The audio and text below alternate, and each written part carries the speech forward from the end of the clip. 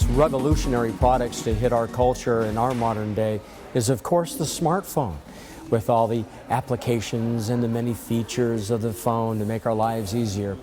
That brings us to the many accessories, and we're talking about the OlloClip. The OlloClip that started in a 3-in-1, and then it went to a 4-in-1 camera lens. This is the one complementary feature that is now found around the world, and it's made in Huntington Beach. And today we have the founder and the CEO with us, Patrick O'Neill. Mr. Patrick O'Neill, how are you, sir? I'm living the dream. Thank you, Matt. Are you? Yeah. So you live the dream? Yeah, I am living the dream. I am living the dream. It's like hard to believe how far we've come from my kitchen table, not even 4 years ago, to 17,000 square feet here, and we need to move again. We've outgrown it, basically.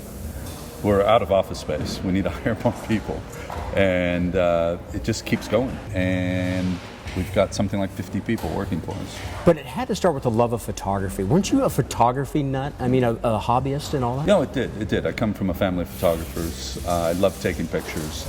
I've done it my whole life. In fact, my grandfather used to tell me that the pictures were 37.5 cents each. So be careful how many times you push the button. You know, this is back in the film days, and that included the film and the processing. But no, I've always loved photography, but technology's been what I wanted to do for a career. So I've always been in the computer industry.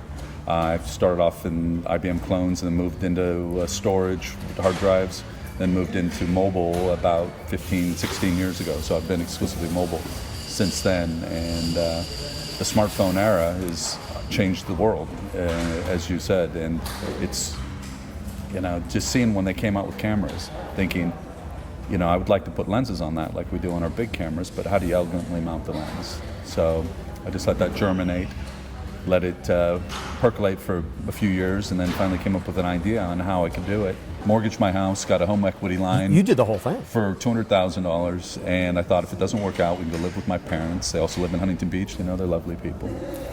They like my wife and kids, and but it did work out. So we spent a year iterating the original OlloClip, just doing hundreds of versions before I thought we got it to where it needed to be. And then we launched on Kickstarter nearly 4 years ago. And that got us 1,500 people in something like 70 countries to give us money and propel us to the next level so that we could get the product out in their hands and they could start using it and tell their friends about how wonderful it was. But yeah, I just rolled the dice. I went all in, and here we are. You rolled the dice. Mm-hmm. Was there a time that said, oh, no way? I mean, no way. Never. Not once? No. Because people were saying, that's a hell of a product. No, at the beginning, some people thought, oh, it's a dumb idea. Who wants to do that? You hear it all. We had some people saying, you know what, I don't want the wide angle and the macro, I just want the fisheye. So just do one lens, make the price half as much, and I'll sell it that way. And we're like, no, that's not what we're going to do. We're going to do it this way. And this was a huge retailer. Not Apple. We'll talk about Apple. Yeah. Apple loved it from the beginning. So, and then it just struck a chord. Where did Apple, it's a smartphone device, but where did Apple come into play? Apple came in. In fact, the day the iPhone 4S launched, we started talking to Apple a couple months before the iPhone 4S launch. And then the day it launched, they called us up and said, hey, can you guys get over for a meeting? And our guy's he was living in Illinois at the time, our COO. So he was commuting between Illinois and California, spending 2 weeks out here, a week on the road, and a week at home with his wife and kids. And he said, yeah, sure, we can do a phone call. What time should I call in? And they said, no, we need you here in Cupertino today. And he's like, that's going to be hard. How about tomorrow? So we went up, and actually that was the day after Steve Jobs had passed away. So it was kind of interesting being there on that day. But, it was a busy time. That's always the busiest time up there. And, things have to keep moving, and they did. And today, how many Apple stores are you in? there's something like 500. We're in every one of them in the world. Amazing. From China to Costa Mesa, California. Yeah, that's right. Yeah. What's that feeling like about going into a store and say, yeah, that's us? No, it's an amazing experience. Yeah, I mean, I've traveled the world. I've done hundreds of thousands of miles in the air since we launched this product. And every time, it never gets old either. Every time we go to a new city around the world, we go find the Apple store, go in, take pictures, go find our product, take pictures of our product on the rack. It really never gets old. They all start in Huntington Beach, and then they fan out all over the world. Yeah. Steve Jobs, a mentor? Oh, well, he's a huge influence in my life. I unfortunately never got to meet him. In fact, I hope that he got a chance to use our products before he passed on. But yeah, he's been a huge influence in my life. I've read every book ever written about him, and when I last had a job, which was 1991, I've been doing my own thing here in Huntington Beach for a long time. Yeah. But when I thought it would be fun to go work for him, you know, the way when we were developing the product originally, we would ask ourselves, you know, what would Steve say if we presented it to him, and would he say it's good enough? And the answer would always be no. And we keep working, we keep iterating. We'd go another couple weeks and ask ourselves, you know, what would Steve say now? And it'd be no, not good enough. And then we sort of got to the point where we thought, well, maybe if we got Steve on a day when, you know, he was feeling a little generous, maybe he'd let this one by. And we figured, okay, that's it. Because I'd look at it and sort of say that his approval of a product is like an impossible goal. Like, that's perfection, right? And I don't think perfection's quite attainable. I think you can keep pushing towards it, and you always should, and we always do. But to say you've achieved perfection, I think would be a bit arrogant. And so I don't think we'll ever get there, but we'll keep trying. The bar is pretty high at Apple. Yeah. But today, Apple stores, and of course there's other retailers as well. Oh, absolutely, yeah. We're in Best Buy, Target, a bunch of other retailers around the world, AT&T, Verizon, yeah. Wow. And the honors just keep coming your way. One of which is, of course, the Orange County Business Journal Excellence in Entrepreneurship Award, the Innovation Entrepreneur Award from the Consumer Electronics Association. There's been design awards. The Huntington Beach Chamber of Commerce, sir, gave you their Innovator Award last year. And of course, the Entrepreneur of the Year from Entrepreneur Magazine, for heaven's sakes. That's you. Yeah, that was pretty incredible, because I never really even thought of myself as an entrepreneur. I just thought of myself as a guy that gets stuff done. And, but it turns out, I guess they've got a lot in common. So, both my grandparents had their own businesses. In fact, my grandfather on my mother's side came from England, and he lived in Huntington Beach, and they had a property management business managing condo associations like Weatherly Bay and Huntington Harbor, and a bunch of other condo associations around Huntington Beach and the Orange County area. So he always told me, you know, you really want to go out and work for yourself, you know, rather than, do work for somebody else, and that always stuck with me. All right, what about the process itself and how we get to those shelves? Take us through. Obviously, it has to start with the idea and the design. Yeah, so I'll get in my head what the product should do and basically how it should work, and then our team of designers will take it and they'll fine-tune it and make it work really well and then make it look nice. So we've got a design team of about 7 people and a big 3D printer that we just got, a new $200,000 3D printer that can print 3 different materials, mix them. It can print rubber, plastic, clear, colors. It's really an incredible piece of equipment, and we use that to once we come up with a design, we put it in the computer. So you put it in SolidWorks is the program we use. It's a very sophisticated program, and so our designers design the product, our engineers put it into the computer. We then print it and we test it and see if we like how it works, how it feels. And then we just keep iterating that. Anytime we do a product, we'll make hundreds of versions of a product before we ever get to launch. And then once we get it to where we're happy, then we turn the design over to our tooling factory in Vista. Vista, which is down the... Yeah, just down, not about an hour away. And so they'll do the hard steel tooling, which costs tens of thousands of dollars. And that takes 4 or 5 weeks, and then we're in production, and they're producing the plastic parts down there and sending them up every day on a truck to us so we can build them here. And that assembly is like, how does this work? Yeah, well, we have the lenses and then we have the plastic clip. And so you put a lens into, we've designed a manufacturing method where we put the lens in, we slide the plastic clip in, and then we use a press to push down on the plastic and mate the lens to the plastic. So, and that's a very quick process. And we're doing a lot, of course, we're doing a lot of testing to make sure that everything, tolerances are correct and everything's perfect. Yeah, and we right now are in the nerve center. Yes. We're actually in the process of the production. Yeah, this is where we do the production. So it's a very noisy environment. You can hear a lot going on. Yeah. We're getting orders ready for our customers all over the world that we're shipping out every day here, building product every day. And you did mention there's a QC, you do quality control. That's right, yeah. Checking the optics. So we check to make sure the clip's not too tight, not too loose, and we've got methods for doing that. It's an intricate process, though. Oh, absolutely. I had to design the manufacturing process, too. I'm sure. Way back at the beginning when I did the Kickstarter, so I came up with an idea of how it could all be manufactured quickly and easily. Yeah. I mean, when we talk about lenses. Yes.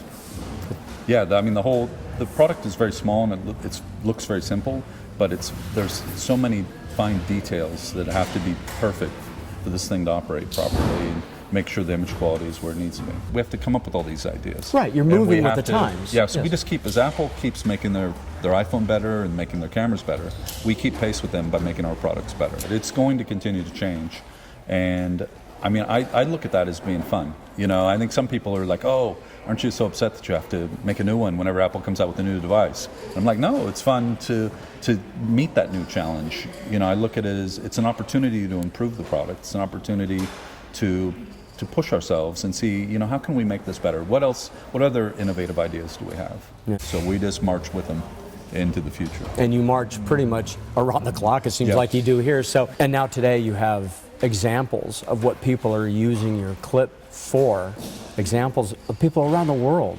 Some of the pictures that people have come up with, including yourself as you jog around the world with Apple and so forth, are amazing. Yeah, it's fun. It's fun. We talk about it being creative options in your pocket. So it's a great social media accessory. I feel bad for other companies that make like Bluetooth speakers, because how often does somebody go on Instagram and post about how much they love their Bluetooth speaker? You know, they might love it, but they're not going to go on Instagram and post about it, where every time somebody uses our product and they take a picture and they post it to Instagram, whether or not they tag OlloClip, it's still, they're posting a picture that looks unique and interesting, and it could start a conversation with their friends where they'll go, wow, that's really cool, how'd you do that? And you know, then they'll start telling them about OlloClip. Right. Yeah. Amazing. Yeah. And around the world. Yes. Yeah. From your kitchen. Yes. Yeah. It seems so much longer than 4 years. So much has happened. It's like, I feel like I've poured 10 years into that 4 years, and I probably have. In fact, we did our first production runs out of the house because I wanted the perfect office. I didn't want something too far away. You know, I wanted something down on the beach, preferably, you know, with a nice view. Right. It didn't happen, but, you know. Very good. Patrick, thank you so much. Thank you. Patrick O'Neill, OlloClip. It's part of your everyday life now. Made in Huntington Beach. If you're planning on starting, locating, or relocating your business, you have a business-friendly friend in Huntington Beach. Let the experts at the City of Huntington Beach guide you to a seamless and convenient approach to tapping into a new future within the city of expanding horizons. Many companies enjoy the features Surf City delivers, including the proximity to travel, ports, and of course, pristine weather and beaches. Call today and see how HB is uniquely qualified to assist your next move. Call or click today. Huntington Beach, your friendly business partner in town. We're coming to you from one of the many automotive garages in Huntington Beach, but just not any ordinary garage in Huntington Beach. No, you are familiar with the DeLorean. And DeLorean Motor Company is in Huntington Beach. It's made in Huntington Beach, and we're going to get into that right now with the guest, our service manager of the entire operation. Gentleman's been around a long time, Danny Bodkin. How are you, sir? Nice to see you. Nice to meet you. Yeah. We didn't know that you refurbished and took care of DeLorean cars in Huntington Beach. Well, we've actually only been at this location about a year and a half. Before that, we were over in Garden Grove for about 28 years. Wow, 28 years. Why Huntington Beach? We needed a bigger location, first thing, and with the amount of business that we've had to expand. And we went from a 6,000 square foot building into a 10,000 square foot building.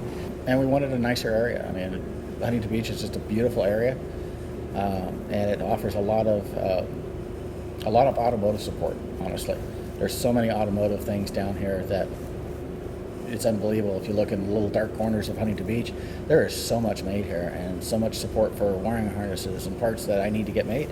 You know, when we run out of parts on these cars, we have to get them made. And luckily, we do have all the blueprints and designs to every single part on the car. So amazing. That makes it nice. So much nicer. Just everything down here is just wonderful. 10,000 square feet. How many employees now? We have 5 employees total.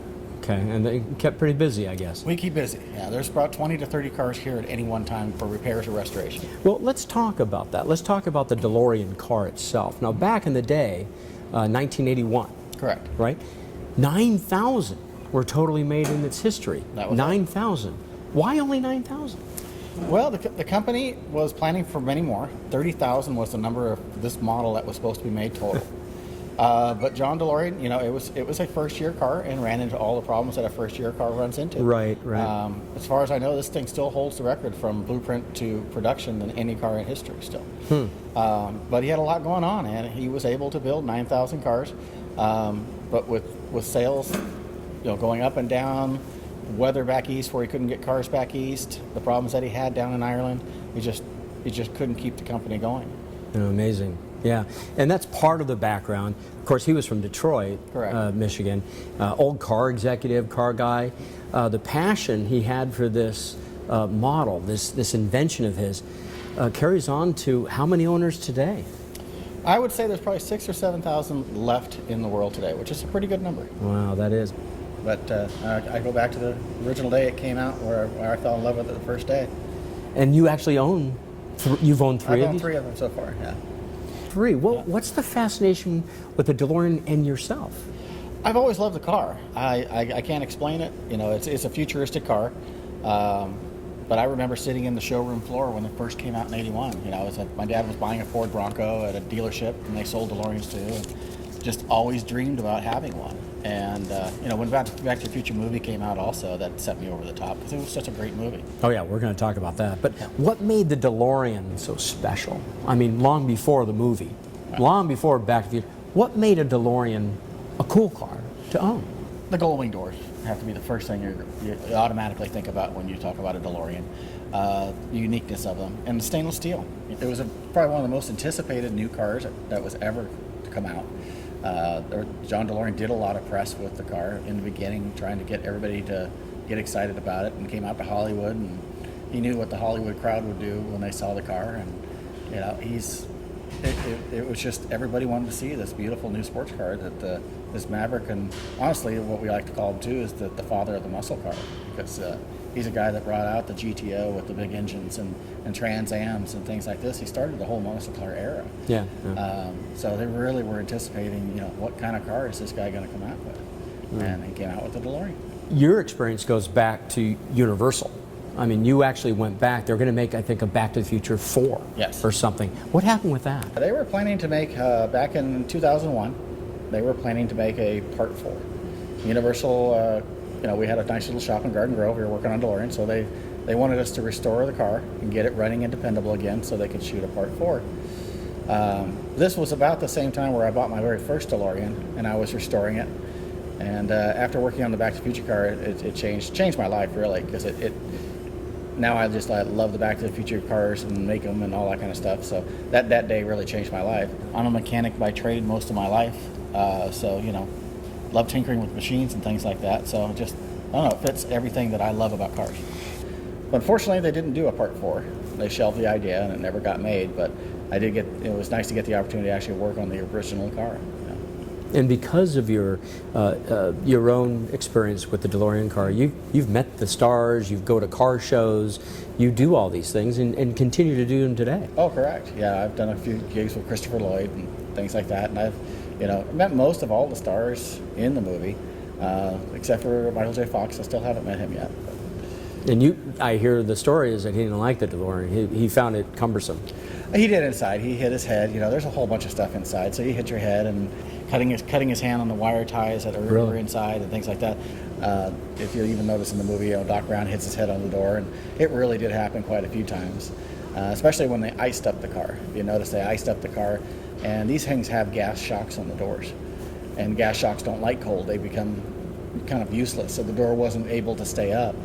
And if you really look closely at the scenes when they get out, he's actually holding the door up because he got tired of getting hit in the head with it. This is the car that is seen on the tour. You walk past on the Universal Studios tour. Where is the car today? The A car, what The we A call car. it, the one we restored, it was on the Universal tour, on the tram tour. You drove by it, it was sitting outside, along with a bunch of other cars that they had there from the movies, and just kind of rotting away. It's now no longer there, thank goodness. Thanks to all of us to restore it. It is now sitting in a room, in an enclosed glass case, protected from the elements and everything else. And it just looks like it's glory again. It's just wonderful. A DeLorean cost today how much? A nice DeLorean is right around the 45 to 47 range, for just to get a nice, clean DeLorean. Okay. In 1981, how much did it cost? They were about $28,000 back then. Which was a lot of money. I mean, that was $28,000 in 1981. Back then, 81, that was a hefty little price. I mean, it was like buying a $60,000 car today. And then for us to do the Back to the Future, it's Yes. about $47,500 on top of that. On top of that, you want it to be the Back to the Future car. It's around $47,500. Correct. Amazing. And how long is that going to take? It usually takes about 6 months to get all the parts together and put it all together. All right. And after all these years, where are these parts? Most of them are gone. The Hollywood film crew that went and built the original ones, they went to some of the surplus yards and military yards too, because a lot of them are old military parts. They're, jet engine igniters and helicopter struts and, wiring harnesses for military planes and things like that. And they stuck it all on the car and to make the movie. Finding that stuff anymore, it was old stuff back then in scrap yards, and now it's just pretty much non-existent. And a lot of the Back to the Future fans has snaked up all the stuff there too. So I've been sourcing things out little by little as I can't get them anymore, and having them made in machine shops and just straight from scratch having them done. Wow. Each and every single part of the car. That's why it's That's why it's 47.5. Yeah. Wow. I really try to make it as accurate as I possibly can. So the car comes to you stripped down for the most part. It is a DeLorean, but it's not a Back to the Future car. Correct. What has to happen? You got all the parts, you got everything, and I want my Back to the Future car. What happens? Well, first thing, we have to take out all the back windows. The original car had no back windows at all.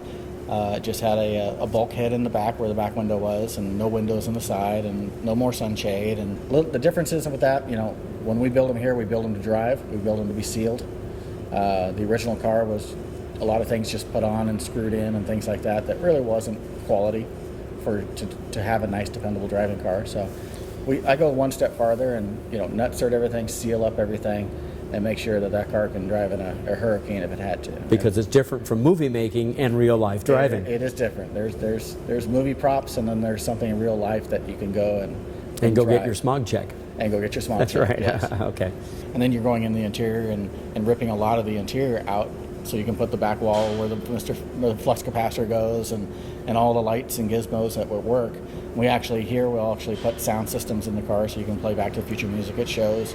We'll put smoke machines inside the car so you can blow smoke inside the car. Also out the rear vents, we'll do that.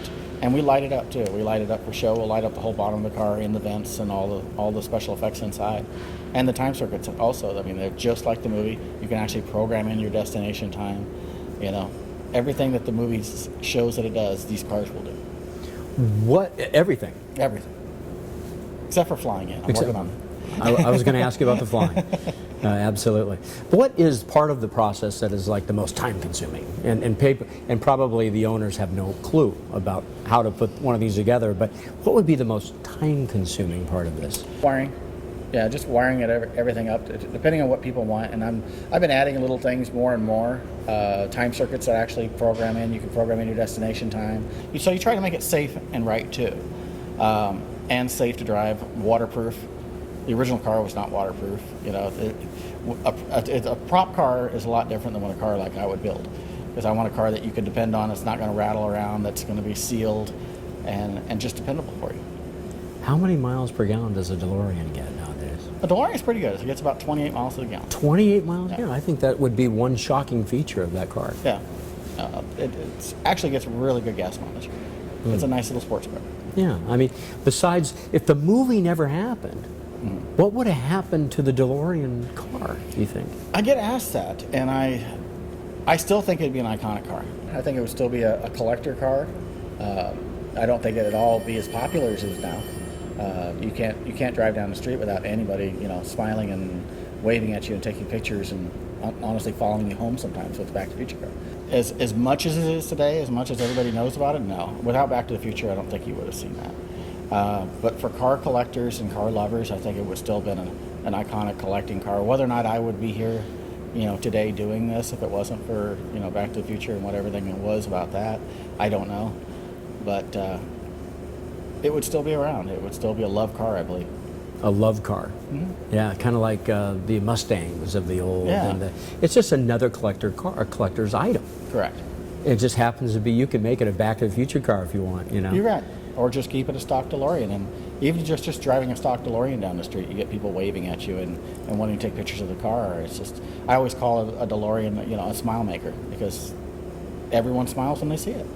It's like seeing a Herbie the Love Bug. You smile automatically when you see Herbie. It's a chick magnet. Come on. I don't know about a chick magnet. Come on, you got a flex capacitor in there. But it definitely gets a lot of looks. Especially car shows. People are always asking questions about it. And again, something I like to say, it's probably the most popular unknown car in the world, because everybody knows it when they see it. They know it's a DeLorean, but they just don't know much about it. And I love answering the questions. I love going to car shows and answering and letting people know some of the things about the car, about John DeLorean, and what really happened, because that is a story that is, a lot of people know little parts of it, but not many people know everything. Yeah, there's some mystique around it, and of course, he passed away when? Passed away about 8 years ago. 8 years at the age of? He was 80 years old. 80 years old. I talked to him 3 days before he passed away. What was that like? I got to talk to him a few times. His daughter brought him into our shop. We got to be friends with his daughter, Catherine, and he was in town seeing her graduate college, and so she brought him into the shop, and it was really neat. I've been trying to meet him for years before that, different car shows, and he's canceled and things like that.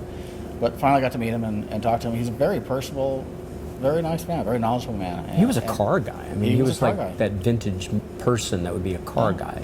And I got to meet him and show him my very first Back to the Future car I was building, and he got a kick out of it. He really did like it. Do you feel a certain kind of kinship to the whole thing? You've owned three.